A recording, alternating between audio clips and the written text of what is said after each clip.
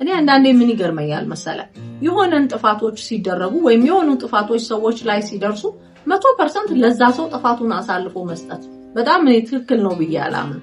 አንድ ሰው ጥፋት ሊያጠፋ ይችላል። ሰው ግን 90% ሊያጠፋ ይችላል። አንተ 10%ቱን ትወስዳለህ። 95ቱን ሊያጠፋ ይችላል። አንተ 5%ቱን ታጠፋለህ።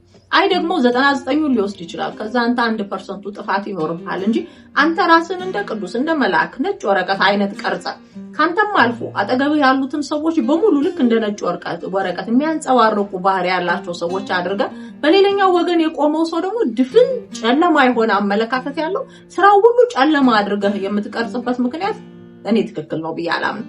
እንደነዚህ አይነት ታሪኮች ሲገጥሙ ወይ ውሸት ነው ብዬ አምናለሁ፣ ካለበለዚያ ለሆነ ታርጌት ነው እንደዚህ አይነት ነገር የተባለው ብዬ አምናለሁ።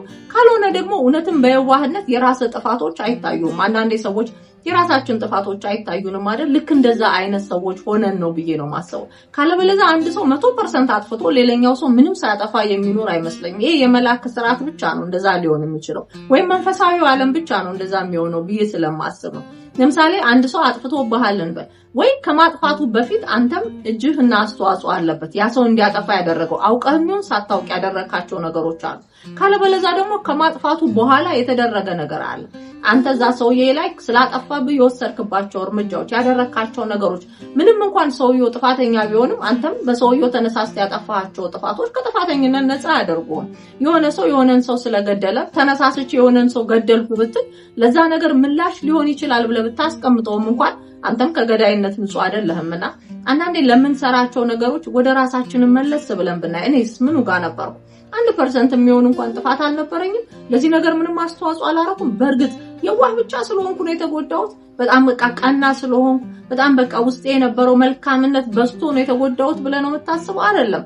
በጣም ማየት ከማንፈልጋቸው ነገሮች የራሳችንን ስህተቶች ነው፣ ወይም ማውራት ከማንፈልጋቸው ነገሮች የራሳችንን ስህተቶች ላይ ማተኮር አንፈልግም እንጂ የትኛውም ሰው ቢሆን አጠገቡ ያለው ሰው 99% አጥፍቶ እሱ 1% ሳያጠፋ የሚኖር መልአክ አይደለም። የገደለ ሰው ላይ እንኳን የሆነ ነገሮች ተጨምሮ 1%ቱም ቢሆን ጥፋት ወደ አንተ ይመጣል። የሆኑ ነገሮችን ብትመረምር የሆነ ነገር ብታደርግ ለዛ ሰው አስተዋጽኦ አድርገሃል። እንደዛ ብዬ አስባለሁ እኔ። ካለበለዚያ ግን እንዳልኩት ወይ ውሸት ነው ወይ ለሆነ ታርጌት ተፈልጎ መነገሩን የሚፈለገውን ፓርት ብቻ እየተነገረ ነው።